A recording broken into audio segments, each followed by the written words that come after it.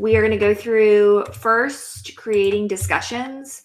Discussions are something that a few teachers have used throughout the year, but it's definitely something that I think right now is going to be a great tool for us to be using. So we'll talk about discussion and the options that are in there and what those options mean and how to engage students in those. We'll also look at the student view of a discussion because I think that would be valuable for you guys to see. And then we will do the second half of our conference, or second half of our webinar will be about conferences. So we'll look at actually creating a conference and then some of the features that we have available to us in there. We'll go through the conference interface and annotation tools and all of that. So all that information can be found in our outline, and that's what we're going to talk about today. So to get started, I am going to open up my Canvas course. And we're going to, like I mentioned, we're going to start in discussions today. So I'm going to be over here on the left-hand side. If you disabled discussions because you weren't using it previously when we were in the classroom, it might be closer to the bottom. So you might have to enable that for students if you do decide to use that. So as a reminder, and we've talked about this in our other Canvas webinars, I can create a discussion directly from this discussions area, but I could also create a discussion from a module. So if you haven't created, or if you don't want the students to go directly to discussions, you'd rather them use modules as the way that you're going to organize your content, then discussions can be created within a module as well. I'm just going straight to discussions, and then I'm going to click plus discussion here. So within my discussion, make it bigger for you guys to see it. Within my discussion, I have my topic title, which honestly at this point, I might recommend using dates for your topic title. I think it's just going to help us keep a little bit more organized. I've seen some teachers begin to use discussions just as like an open forum if the kids have questions on things, but they could also be very intentional about this is the question for the day, or this is what I would like for you to do in this discussion. So this is a very easy way to engage students throughout a particular day. And maybe you open it up like this for April 10th would be Friday. So maybe you open it up Thursday. They could potentially do it Thursday, but it would be due on Friday. That's when they should actually be doing that work. So I'm just going to name mine April 10th. And then within here, I'm going to add any of my discussion prompt, whatever text I want to add there. Maybe there's a link to an article. Maybe I've recorded a Screencastify video and I'm going to drop that in there. And that's going to be their discussion prompt, is me actually talking to them.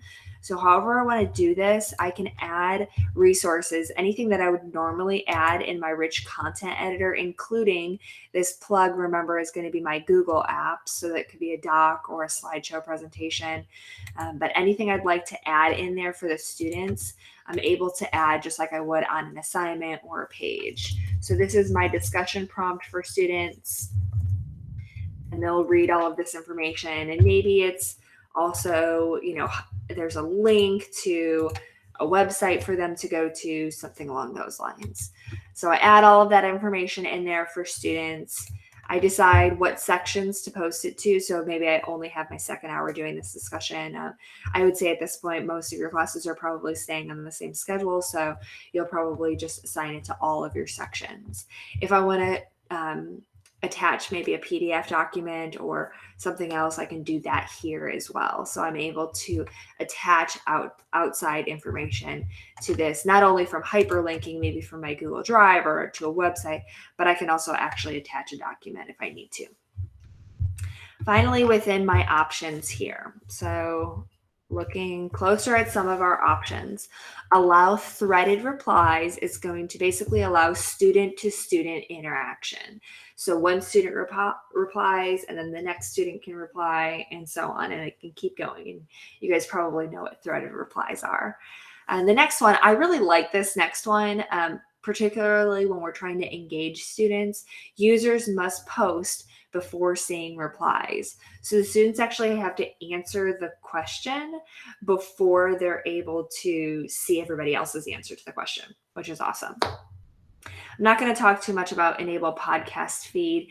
The next one down is graded. So this is if you decide you want it graded, then you can then decide that will add point values, and that will allow you to sync it to PowerSchool. It will also add a due date, that kind of stuff. So when I added graded, you didn't really see it because it was off my screen. So I'm going to uncheck graded, and then you can see what options are available underneath that, which include available from and until, and that's pretty much it. But if I check graded here, now I have the ability to add point values to this. I have the ability to actually assign it with a due date and so on, sync it with PowerSchool, all those things. But let's say we're not going to make this one graded. So moving along our list here, the next option is allow liking, which is exactly what it seems like. With social media, it's just the students are able to like each other's replies, and that might maybe get rid of some of those replies. I just took grad school online a couple years ago, and so it was, hey, that's a great response, and that's it, right? So maybe allow liking, but make their replies something more substantial. So let's say you are grading basically just on participation. The students participated and that's it. So you want it to be graded, but you don't really want them to think like this is a graded assignment they're going to get varying point values and all that. The one benefit of graded, though, is that it shows up on their calendar, right? It shows up on their to-do list because you've added a due date. If I don't have it graded right now, there's no place for me to add a due date. And if I save this discussion, it would not show up on their calendar. So that last option there is going to be our saving grace with this. Add to student to-do list is going to allow me to set basically a due date for this, which then will make that discussion show up on the calendar. So maybe I just add the point value into PowerSchool. I'm not actually going to do any grading within Canvas, but I do want that to still show up on the calendar for them. So this is one little trick. If you don't want it to be graded, but you still want them to know that they have to do it, it's still going to be showing up on the calendar, then you'll do that add to student to-do list and it will show up on the calendar for them.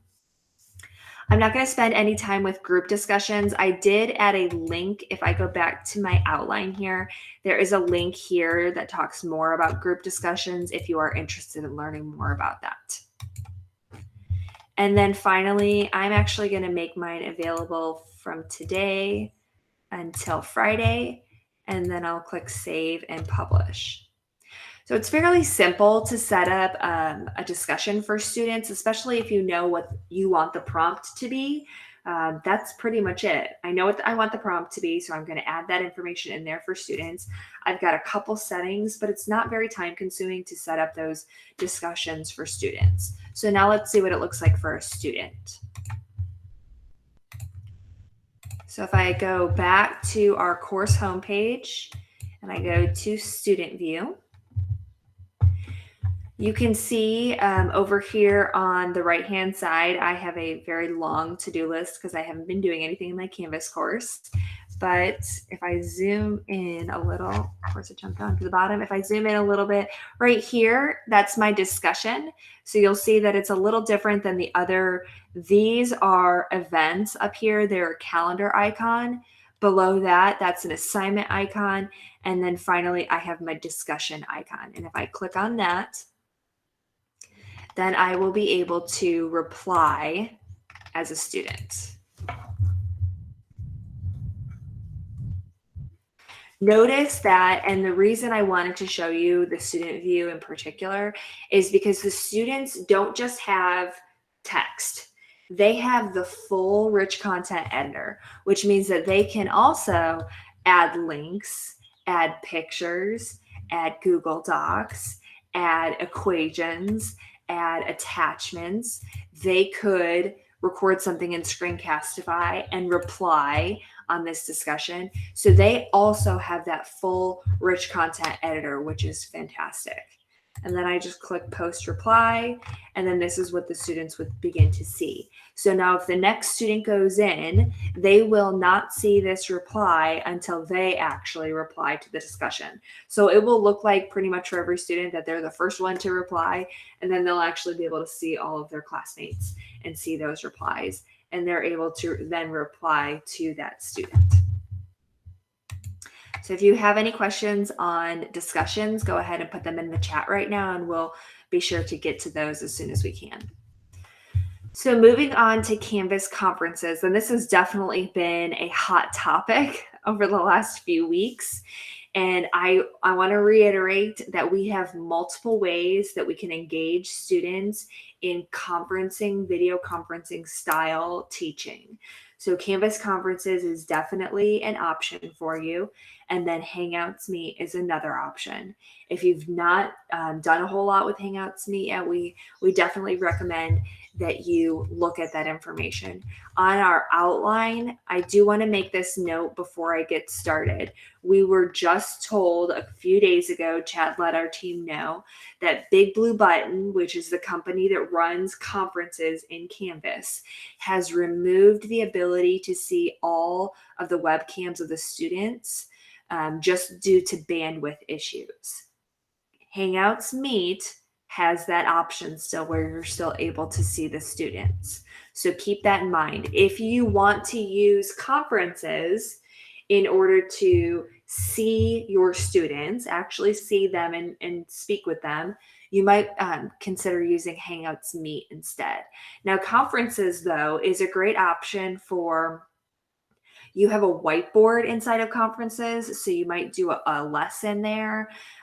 Maybe and maybe I don't necessarily need to see my students, but I want to be able to hear them ask any questions. Conferences is still going to be a great option for that as well. So there's, pros and cons with both of these systems. So just keep those things in mind. So over on the left-hand side, again, I'm going to look for conferences. And for you, again, if you disabled anything when we first started this semester in your navigation, then conferences might potentially be disabled for students right now. And you will want to make sure that you turn that on. So if I click on conferences over here, I'm going to mention this warning as well. Again, Big Blue Button is a free service within Canvas. So it's just letting us know that, hey, by the way, you might see some issues if we get 10 or more conferences going at TSC. Again, we're not going to see that issue with Hangouts Meet. So it just depends on which one you want to use. My own husband is a Canvas user, and so I recommended to him start with a conference, and if it starts to get buggy or if it goes haywire or something, just move over to a Meet quickly. Add a Hangouts Meet nickname to an announcement and let the students know, hey, we're going to move this discussion over to Hangouts Meet, and then we're good to go. So you could really use both of them, and you can use both of them interchangeably throughout your course. So going to my conference, I'm going to click this blue plus conference button. And then it's going to ask me my name. Again, just for organization, I might name my conference the date, just so that the students are able to stay organized. I can choose the duration of that conference. Enable recording for this conference. There's two things with this. If we want to record a conference, we will have to, one, check this box, enable recording for this conference. And then when we get into our actual conference, two, we actually have to start the recording.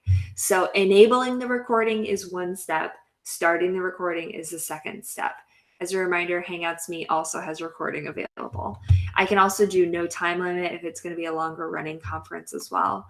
And then add a description here, maybe what the intention of this conference would be for the students.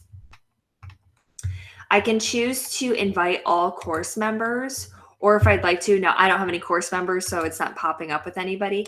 But if I want to meet with a small group, I've got 3 or 4 students that I'm actually just going to conference with, or even just one student that I want to conference with, I can choose to not invite all course members, but specific course members, and then the other students are not going to see that. I'm also going to check here to remove all course observer members, which means that then my parents would not see this. My parents would not see the conference. So just depending on how you want to check those boxes and so on. And then I will click update, and my conference is ready. but I haven't started it yet. So the students aren't going to get into it yet. But once I start that conference over here on the right-hand side, I'm just going to click start.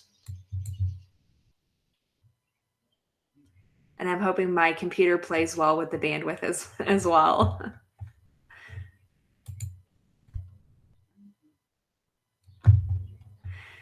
So this is Canvas Conferences. It looks maybe a little more robust than what we would see with something like Hangouts Meet, but we again are going to get several different options here. So a little tour, and I'm looking at my second screen over here just to make sure you guys are seeing the same thing as me.